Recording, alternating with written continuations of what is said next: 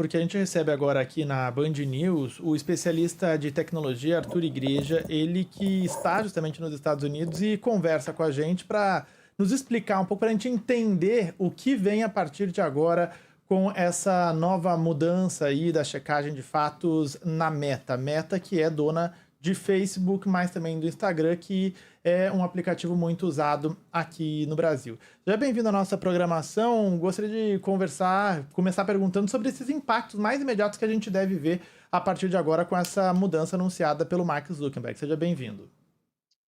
Olá, boa tarde, obrigado pelo convite. E além de Facebook e Instagram, temos que lembrar que tem ainda o WhatsApp e o Threads nessa conversa, né? Então são 4 plataformas muito importantes.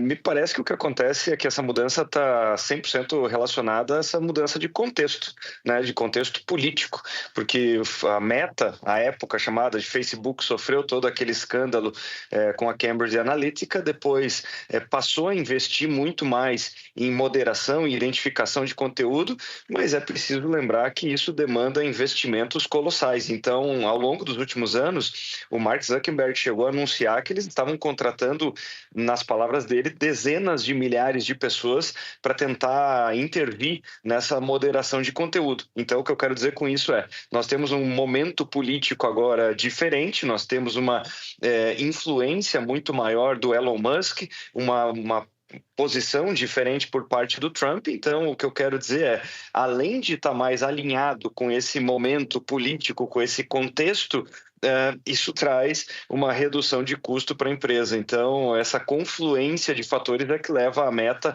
a tomar essa decisão. Do ponto de vista do Trump falar que isso aconteceu por uma ameaça dele, obviamente ele está colhendo o capital político que isso pode trazer. As mudanças nos próximos meses devem ser de uma maior leniência, de uma maior liberdade, se é que dá para usar essa palavra, mas enfim, o que acontece é que as redes sociais elas sempre almejaram isso, que é ficar neutra para não ter, além de aumento de gastos, não ter responsabilidade. Essa é uma tese que as redes sociais usam desde o começo, dizendo, olha, nós somos simplesmente o ambiente onde as pessoas colocam conteúdo e nós não temos nada a ver com o conteúdo. Isso, do ponto de vista de negócio e de responsabilização, é um argumento extremamente frágil, mas é o que foi usado ao longo do tempo. Então, a Meta, que eu quero dizer com tudo isso que ela encontra um ambiente que é mais favorável a algo que o Mark Zuckerberg sempre quis fazer. E aí a gente vai ter muita gente que vai aplaudir uma realidade que é assim, a empresa tem lucros colossais, não quer ter gastos colossais, não quer ter o comprometimento de ter pessoas trabalhando para checar os fatos, e tem, então, essa razão econômica e essa razão política, que é a ascensão ao poder novamente, e com ainda mais poder nesse segundo mandato, Donald Trump está de volta à presidência dos Estados Unidos. Então, só para ter um contexto de como as coisas estão. Agora, o que eu queria te perguntar, Arthur, é o seguinte. Na fala, na divulgação aí desse vídeo hoje, o Mark Zuckerberg fala que ele vai se concentrar, que a empresa dele vai se concentrar em tópicos que ele considera que são mais relevantes. Terrorismo, exploração sexual, golpes, que esse tipo de tema eles darão mais atenção.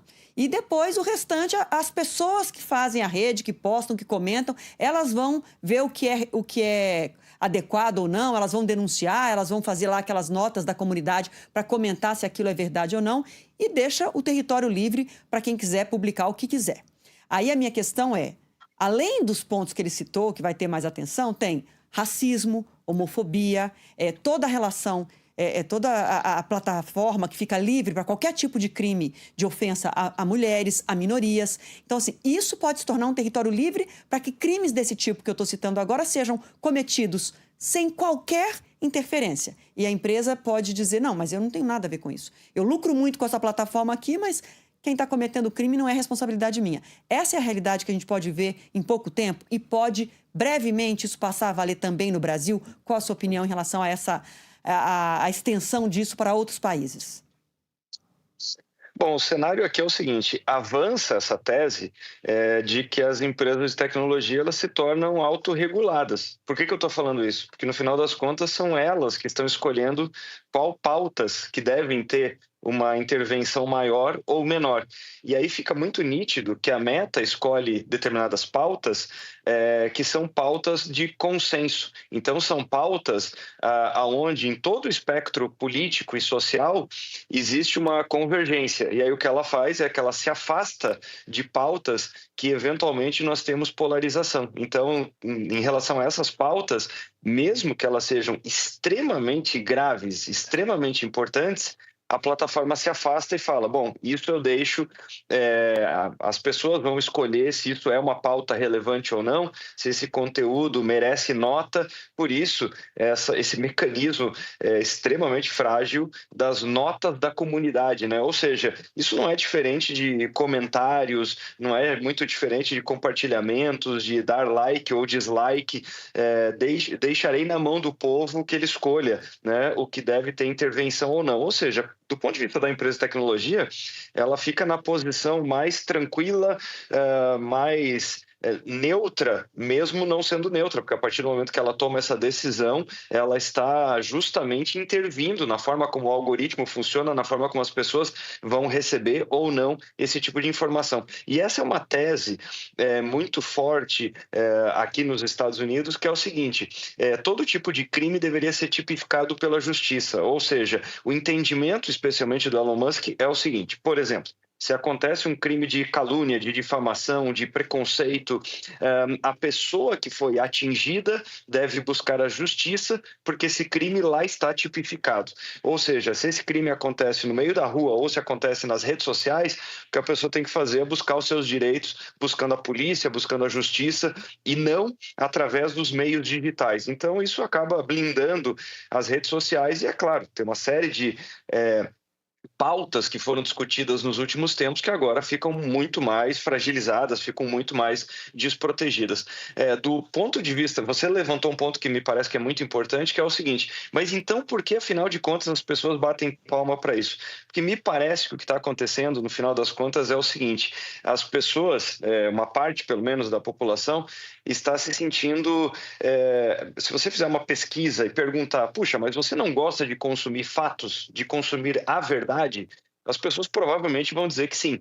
Mas então por que esse tipo de coisa, a moderação daquilo que sabe-se que não é verdade, muitos acabam achando que isso atrapalha e que as redes deveriam ser absolutamente permissivas com qualquer tipo de conteúdo? Porque me parece que as pessoas elas estão se sentindo, em alguma medida, amassadas. O que elas estão dizendo é o seguinte, olha, eu não quero que um terceiro defina para mim o que é verdade. Então, só para fechar, me parece que na era das redes sociais, nós estamos vivendo uma espécie de lei seca, lá do começo dos anos 1920. Ou seja, as pessoas sabem que bebida alcoólica não faz necessariamente bem, elas sabem que elas estão recorrendo a isso muitas vezes para ser desconectada da realidade, mas é justamente isso que elas querem. Então, quando elas olham isso, puxa, eu sei que eu consumo conteúdos que não são necessariamente factuais, eu sei que eu consumo conteúdos que estão mais alinhados a uma realidade que eu construí e eu estou bem com isso.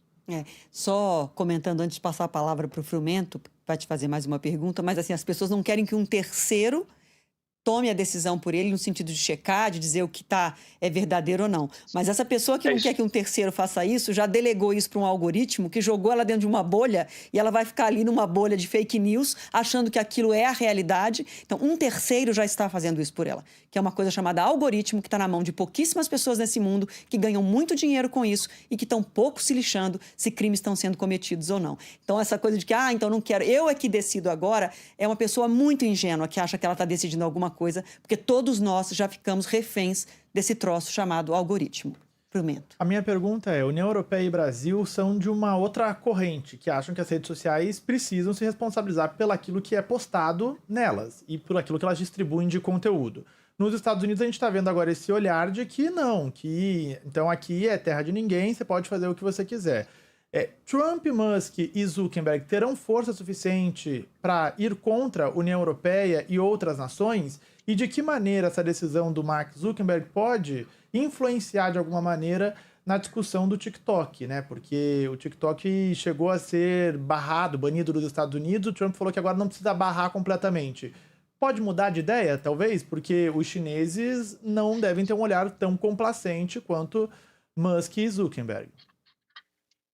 O que acontece é o seguinte, se eles têm força, a resposta é sim, porque basicamente toda a população está dentro dessas redes, então é por isso que, imagina, eles conseguem determinar como que essas pautas vão fluir dentro das redes. Então o ponto é exatamente esse, é uma ingenuidade, a pessoa ela está usando ali uma rede social que está construindo a sua timeline, que está construindo a sua versão de realidade e ela acredita que ela que escolheu aqueles conteúdos, quando na verdade o que acontece é o seguinte, as pessoas elas estão o tempo inteiro sinalizando, seja seus medos, seus anseios, seus desejos, e o algoritmo simplesmente ele é construído para agradar.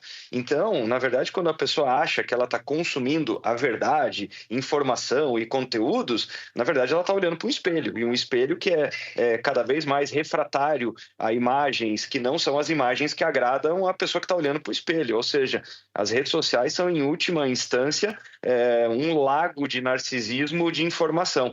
Então, é muito ingênua essa visão de que as redes sociais elas não têm interferência. Logo, se todo mundo usa, e no Brasil nós estamos falando de um país que fica em vários anos em segundo lugar, em alguns anos em terceiro lugar, em número de horas online e em consumo em redes sociais, a resposta obviamente, isso vai ter uma interferência bastante grande. Então, é até por isso que esses temas tem uma rejeição bastante grande no Brasil. No caso da União Europeia, existe uma responsabilização já bastante grande desde o ano passado, então uma regulamentação que tem um entendimento contrário, tem um entendimento que as redes sociais, as big techs, elas têm uma responsabilidade parecido com o editorial jornalístico, com o editorial, por isso que eu gosto de fazer esse paralelo, que uma pessoa ficaria naturalmente chocada se ela pegasse um jornal impresso, uma revista, ou estivesse escutando a rádio nesse momento e visse uma informação absolutamente distorcida, a pessoa falaria, puxa, mas esse veículo precisa ser responsabilizado, quem é o editor, quem é o jornalista que deu essa notícia?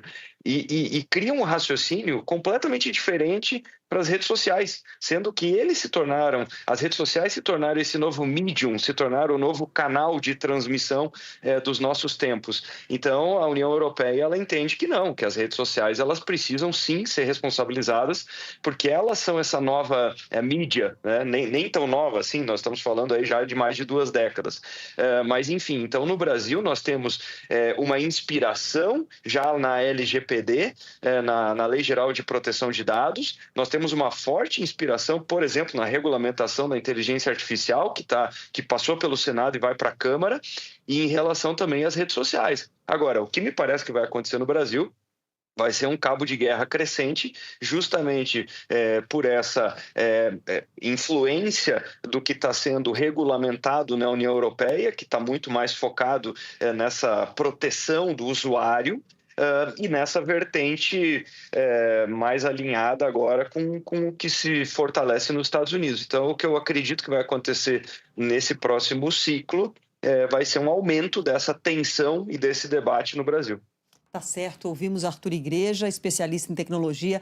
Vamos ter que falar muitas vezes sobre isso ainda, viu? Porque ainda terá muita repercussão aqui no Brasil e no mundo. Obrigada demais por falar com a gente aqui no Entre Nós.